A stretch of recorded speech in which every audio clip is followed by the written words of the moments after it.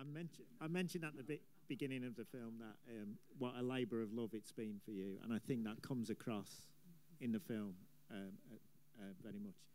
You spent 15 years making it. Would you talk a bit about that process and how it took so long? Well, it started 15 years ago, if you remember, Ralph, and you're 15, 1-5. Don't worry, time passes, and it all started initially with a kind of an approach to Ralph about looking at some of your camera stuff that you'd shot over your desk, and we took that on as an idea, and for about 10 years I'd come down and we'd spend time just hanging around the studio talking about stories. Ralph has 1,000 stories. You saw about 15 of them there. And so we'd just talk, and I'd record stuff, film stuff as we went along, and we would basically collect material together. And it was only after about a 10-year period before Joby got involved that I'd amassed this kind of large piece of material. And we started to edit it, really. So that was the last 5 years of putting it all together. Well, can I say something? Yeah, you can. Well, look, for a long period of that time, it felt as though Charlie could have become a fly on the wall.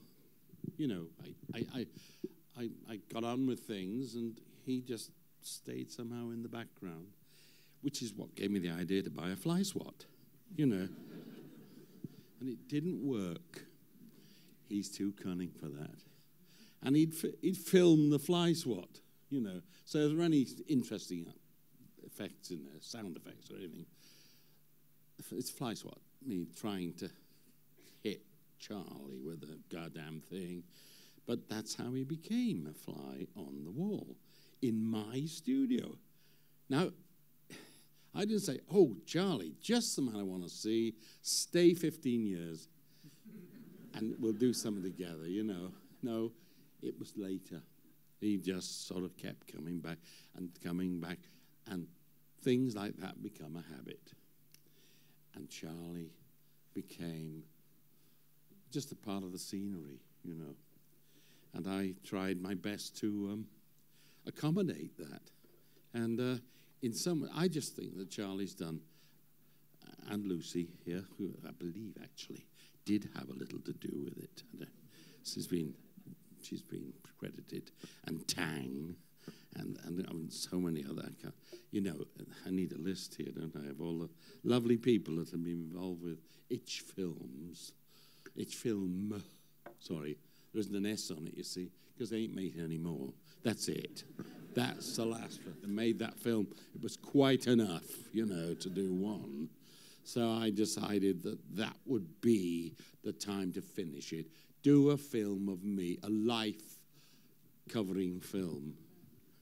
Everything I've got in the time I have left, Yeah,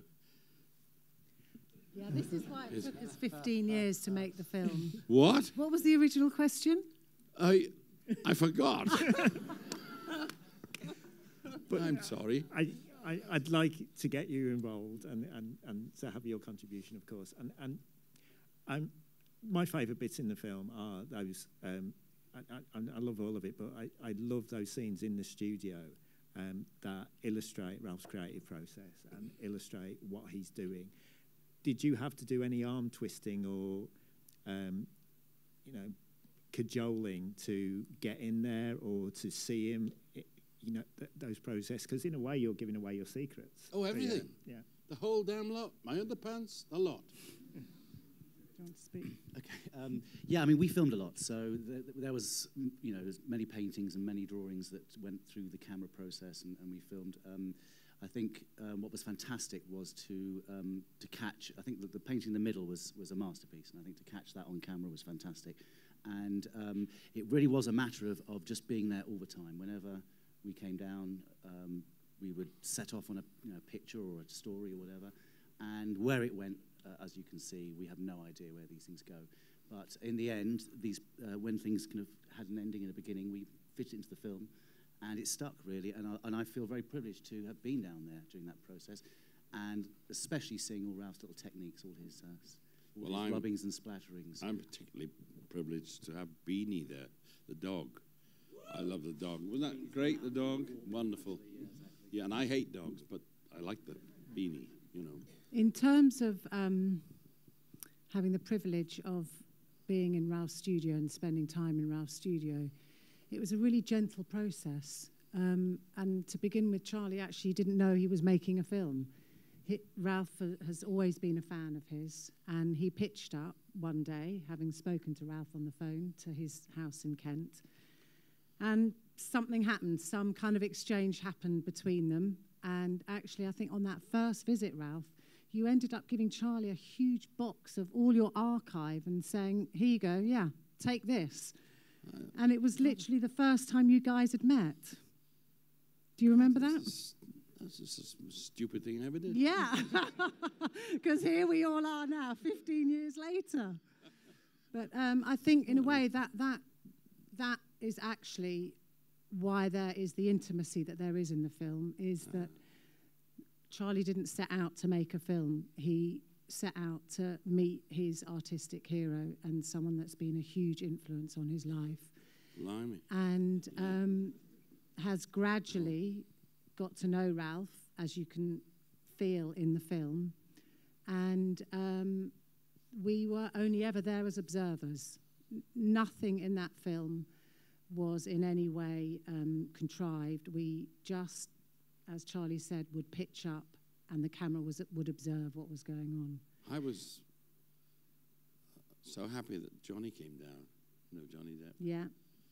And he really is I met him with Hunter in Owl Farm, and he used to come down to the Owl Farm kitchen. And he just was one of Hunter's admirers, and that's how that sort of started, that particular thing. The worst thing of all in the kitchen, which I'll never forget, is the bullet hole. And that was something, that was to me, a light went out in my life, really did. Because I think it was, but Hunter did tell me 30 odd years ago, I mean, you know, when I first met him, I feel real trapped in this life, Ralph, if I didn't know that I could commit suicide at any moment. And that was what I knew would happen one day. He just felt real trapped. The moment it became a death of fun, it was over. And that's how it went.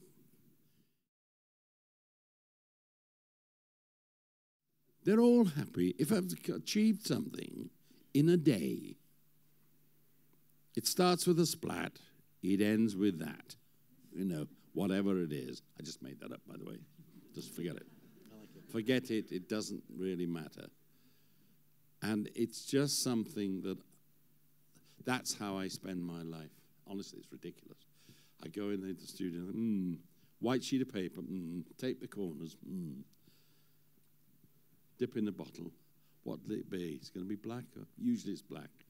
But sometimes it starts of another color. And I go, whack. And did you see that, by the way? Whack. It's that twist. That's the secret technique. You can all have it. He's in charge. So that's it. Let's do that, see? What you do with that is up to you after that, you know. What you do with the blots after that has been seen, done, thought about. I've even waited and watched something, you know, and suddenly thought, God, I know him. You know? And there's a creature in there. There's something. There is something in there. And all marks are marks of intent. Marks that really, all of you, everybody here can be an artist. If you may all be artists, I don't know. You know, yes you are. You're all art. Everyone's an artist. If only they'd bloody well do it. And this is another thing that I think about often, is that I see things, I won't mention any names, except that I see for millions of pounds something. I mean, that guy the other day, I think, was in the news, wasn't it? he put a mark on the bottom of a Rothko painting, you know, and he improved it, you know, by doing that, really. You know, God bless his heart for trying. It was quite a good idea. I thought that showed initiative and ambition, you know. And so I just thought that should be recorded and thought about by everybody. Yeah, it does, but there's two things there. That it does surprise me, but it doesn't in another way, because I set out to do it. But it's so it gives me some pleasure, in all humility, to think that somebody thought something that I scribbled or blotted or threw around or tore up even and reassembled. It touches me to think that, you know, because I don't really. I don't know. I'm not a swank, you know. I can't. You know, that's why I did the book, The Big I Am, you know, because I wanted to do a book that was about some Swiss artist who thought he was the bloody bee's knees.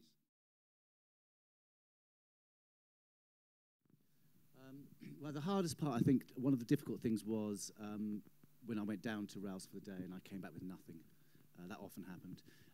And for no reason apart from there was no reason to film anything. The edit was a difficult thing because we had a lot of material, and to make a story like that out of what was 1,000 pieces was a massive achievement by my editor, Joby.